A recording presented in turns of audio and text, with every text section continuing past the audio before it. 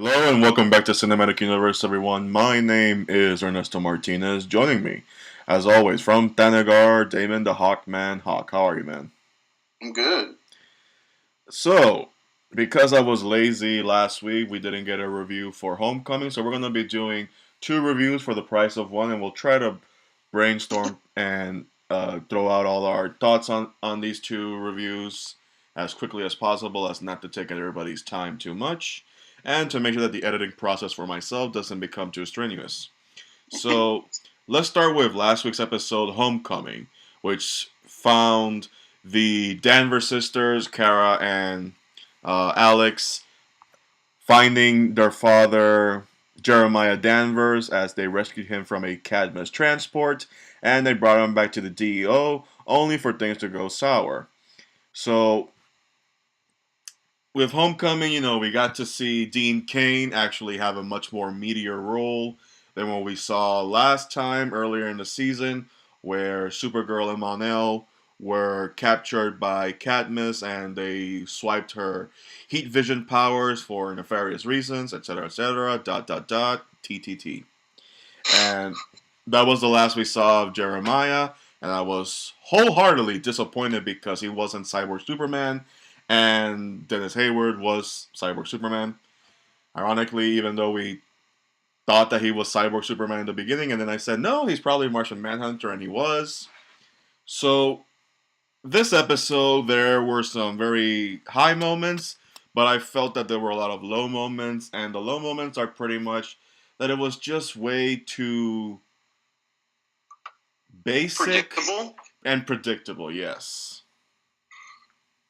I mean, dude, I was on Mon-El's side from the very beginning, and I was kind of impressed that that he, out of all the characters, intuited that Jeremiah might not be on the up and up. And I just have to ask this question: why is there always like an airport runway for these people to have a long chase scene on? I mean, at what point were they going to exit from there and like turn down Main Street? It's like we're driving balls to the wall down this airport runway for miles and miles and miles and miles. Hey man, shutting down a highway is pretty expensive stuff. I guess, but I mean, where are they really gonna go? They're trying to get the Magics of cinema, but because it's TV, they can't really get it quite up in the up. Yeah, I guess. I guess. I kind of got what I wanted, which also was both a double-edged sword. Because on the one hand, yay, Jeremiah is part cybernetic because his arm is cybernetic. Right, yeah. But at the same time, it's like, really? You did a medical sweep on him and you didn't do an x-ray. Yeah, how does that not set off all kinds of alarms? I mean, if nothing else, do they not have metal detectors? I don't think they do. I mean, Jesus Christ, dude, the DEO, seriously? You guys are going to tell me you don't have metal detectors? Yeah. But I did like when everything started going south and Jeremiah was pretty much revealing his true intentions. The one part that I did like was when John Jones turned to him and he said, "Why can't I read your mind?" I know, that was pretty sweet. At first I'm thinking, oh wait, is he full on cyborg? Is he? Is he full on cyborg? But when they showed that he didn't, I'm just like, I bet he knows how to block his thoughts. I'll take it. Yeah, that could work. Yeah, because he pretty much studied Martian biology and physiology, so I'm pretty sure he must know how to block his psychic abilities. I guess. But We'll go with that. That sounds yeah, good. we'll go with that. Um, and yeah, I was really on Mon-El's side as well. I'm just like, Mon-El is pretty much the straight man in this episode, because he's just like, is nobody asking the right questions? Am I the only one? Yeah, and he had to kind of, marvel at that to a certain extent because he's not the most observant person and he doesn't always get, what everybody else knows. And in this particular instance, he's just like, dudes, seriously, I'm the guy that's figuring this out. Yeah. So that was nice. There's some good moments with Dean Cain. You know, I like him being a part of the show. But you know, at the end there, you're like, well, is he really on their side, or is he just playing the game? Yeah. I don't know. I'm thinking that maybe there is truth to the fact that because he spent so much time with Katniss, that his allegiances are a little bit scrambled at this point. Yeah. But we can get into that in the next episode review. Right.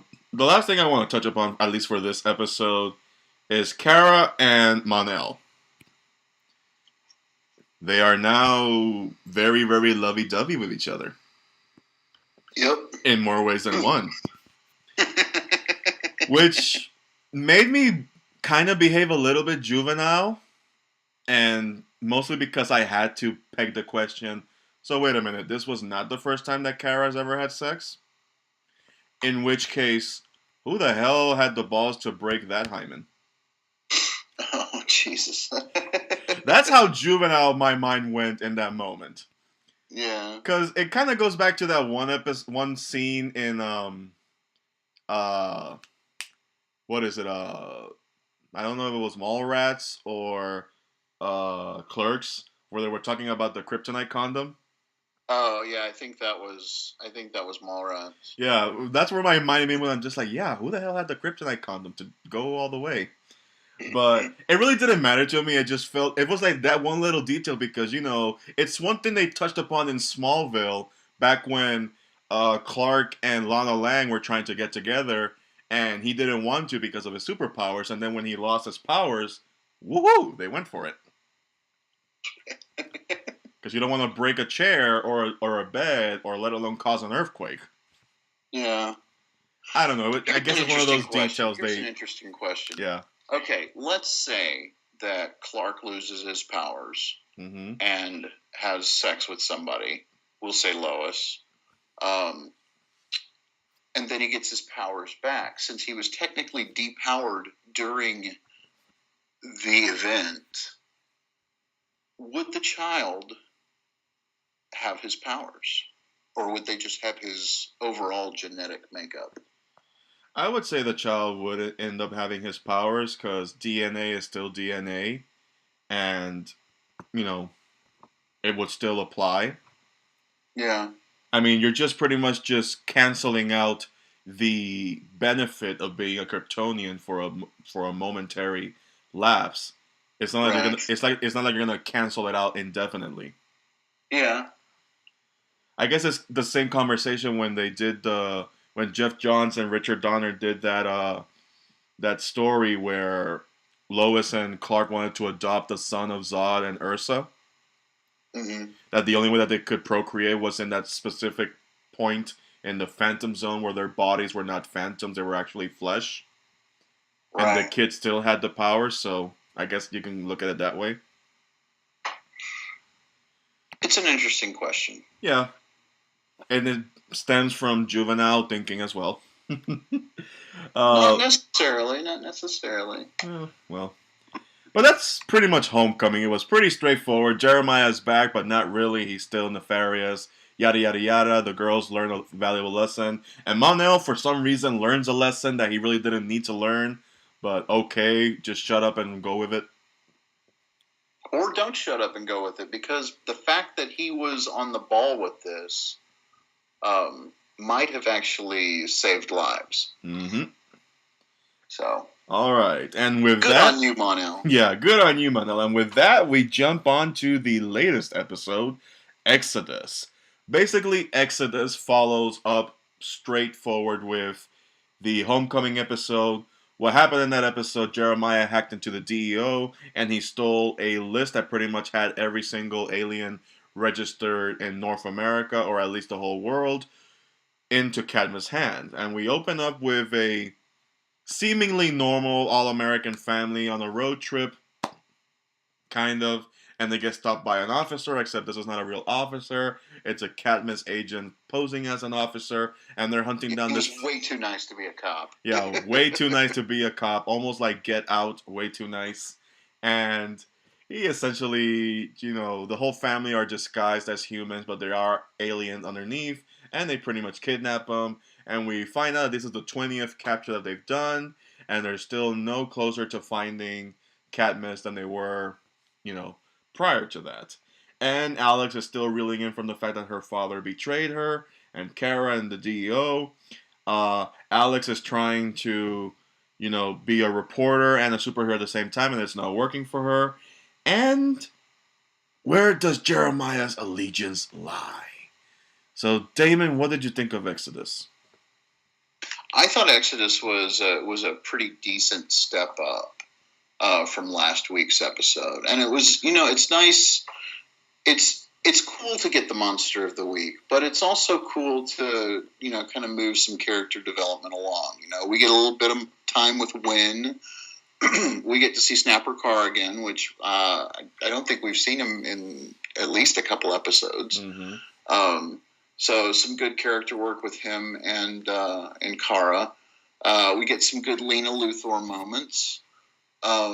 It's an episode where pretty much she feels like a good guy throughout, and that's cool.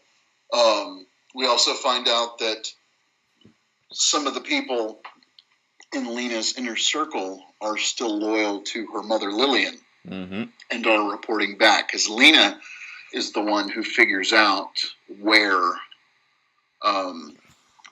Cadmus is operating out of, which coincidentally so does Alex, but through a much more, investigative route. So some good moments. We get some good moments with her and Maggie. Maggie kind of talks her down off of the ledge. Alex gets suspended because Jean takes the form of Jeremiah and makes like he wants her to betray the DEO. So a lot of really really interesting stuff going on. Probably my favorite moment of the episode was watching Kara hold back the ship, because Cadmus's master plan, as kind of switched up a little bit by Jeremiah Danvers. Instead of killing the aliens, they're just going to put them on a ship and ship them off to Takron Galtos, and they can find their ways home that way. And it's a very not exactly heavy-handed, but a very direct correlation to the current travel ban. Yeah. So it's nice that the writers are kind of looking at current events and they're tying things together. It's nice that they're kind of speaking to that. Mm-hmm. But watching Kara hold this ship back was incredibly powerful. And I again, Melissa Benoist is doing an amazing job in this role. I love watching her. Yeah, that moment with her trying to push back the ship, or at least stop it, really goes back to the Red Tornado episode where she pretty much unleashes all her power on it. That's exactly what I was thinking. I mean, you see her pouring everything into it. She's got so much heart. Yeah. So that was really good. Yeah. Great episode. We find out a little bit more. Maybe Jeremiah is eventually on the side of the angels. I mean, he's trying to work both sides of the fence. Mm-hmm. So it keeps the tension alive now that Kara and Mon-El are together, we don't have so much that tension anymore. So it's nice to see some tension in other areas. They're playing with it, and I think they're doing a pretty good job. Yeah. I would have to assume that at some point Jeremiah was tortured to the point that they kind of scrambled his brain and he's kind of fighting with his allegiance to what to do and what not to do. Mm-hmm. But yeah, for the most part, like you said, this was a major, if not decent, step up from the Homecoming episode, and it is one of my favorite episodes of this season. Yeah, it was almost heavy-handed with how they were trying to correlate it to today's current events, but not to the point where it overshadowed the episode as a whole and didn't make it unwatchable. I do love that they dropped the name Tacron Galactus, which is pretty much a spaceport in the DC comics, where pretty much all type of galactic species. It's kind of like Houston, the airport. That's what Tacron Galactus is. It's pretty much the central hub to all airplanes across the world. Right. Where they all connect and pretty much go to wherever they need to go. My only negative for this episode is when Jeremiah throws down with Cyborg Superman. It's like, wait, you can take a punch from a metal man? Really? Well, and where was he before that? I mean, we don't see Cyborg Superman anywhere in this episode, and then all of a sudden Jeremiah gets up to some gangster shit, and boom, boom, boom, there he is. I was like, why wasn't he standing out there with him? It's a minor quibble, but I was like, what the fuck?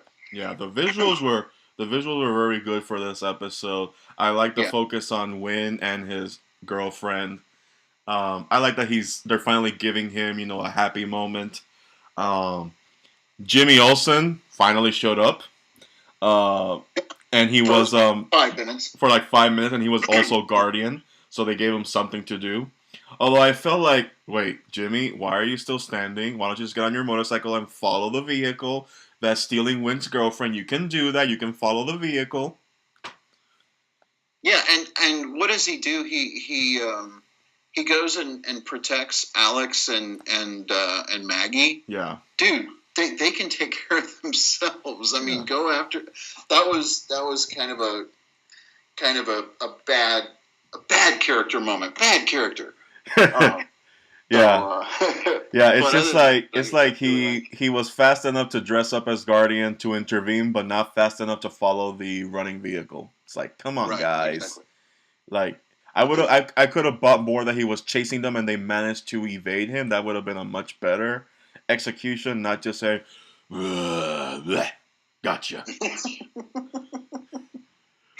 Yeah. And we, at the very end of the episode, we got a nice little tease of Terry Hatcher and Kevin Sorbo. Mm-hmm. And one of my predictions turned out to be accurate. It would appear that Mon-El is indeed the Prince of Daxam. Yeah. Look at you making predictions. I know. Who knew? It's fine that I tossed a baton. I think it made a lot of sense. So I mean, there's probably a lot of people that noticed that, but that was a nice little moment for me. I was like, I figured something out. Yeah. I don't know what's going to happen with Jeremiah because he's now betrayed the DEO twice. Whether I'm not the DEO, Cadmus twice. Whether that's part of the plan or not, I don't know how he's going to make it out of that a little unscathed or not. We'll see. I did kind of... And Kara got fired, too. Yeah. I forgot about that. Yeah, I was going to lead up to that. I do kind of appreciate that there are consequences to people's actions. Yes, Kara was doing it for the right reasons, but at the same time, sometimes the right reasons have their own consequences. And even though Snapper Carr was chewing and hamming it up with that scene of his, he did have a point. She did breach a contract. She did go against her boss's orders. And that got her fired. Yep. At least she didn't have Kingpin walk into her room and choke her to death for writing a blog. Well, and it's probably going to be a fairly important plot point moving forward. I would imagine that we will see Cat Grant in an upcoming episode, um, probably coming and calling her Kira and saying, "Hey, Snapper Card, bring her back." But I also have to kind of wonder: can Snapper Card just fire her without talking to the CEO of the company, talking to James? I mean, it seemed like there wasn't a whole lot of explanation there as Yeah, far as yeah. what I would what. have to assume that because it's his division, he has final say. Yeah, I mean, I know CEOs can oversee and over go over their uh underlings or whatever the proper terminology is, but I think in Snapper Carr's case, he was within his rights to terminate her employment. So okay. I mean, yeah, Jimmy Olsen can rehire her if he wants, but then that would also force Snapper Undermine. Carr to bring up conflict of interest Right. and nepotism and yada yada yada, dribble dribble dribble, dot dot dot. True. But yeah, overall, this was the best episode between these two moments, and one of my favorite episodes of the season. I can't wait for next week for Starcross. Yeah, that's going to be cool. Um, do we And I'm only asking this because I haven't read really too many, if not any, Mon-El comic books or comic books that starred Mon-El outside the Legion of Superheroes. Have we ever gotten to see his parents in the comics? I mean, they've probably been featured in um, some format, some series. I have never, that I know of, Okay, seen them. because here's how I think next episode is gonna play out. They're a royal family. They have just now realized that the yellow radiation of the sun gives them powers, and I have to assume they're that type of culture that you know looks down upon primitive cultures, Right. i.e., planet Earth and its inhabitants. I have to assume there's going to be a situation from All Star Superman, where those two superpower Kryptonians come to Earth and they kind of uh, pillage and call it their kingdom for a while because they exert their powers against the primitive kind. So we'll see how that plays out because I'm pretty sure they're going to be like, unhand me, or how dare you point a weapon at me? Do you not know who I am? And blah, blah, blah. Right. So we'll see. Indeed. Indeed, indeed. And well, that's everything we have for you, everybody. As always, my name is Ernesto Martinez. Damon, thank you for joining us. You're most welcome, sir. It was a pleasure. All right, and everybody else, you can follow me on Facebook with my Cinematic Universe page, and you can also follow me on Twitter at MartinezXYZ. Bye bye, guys. Bye, guys.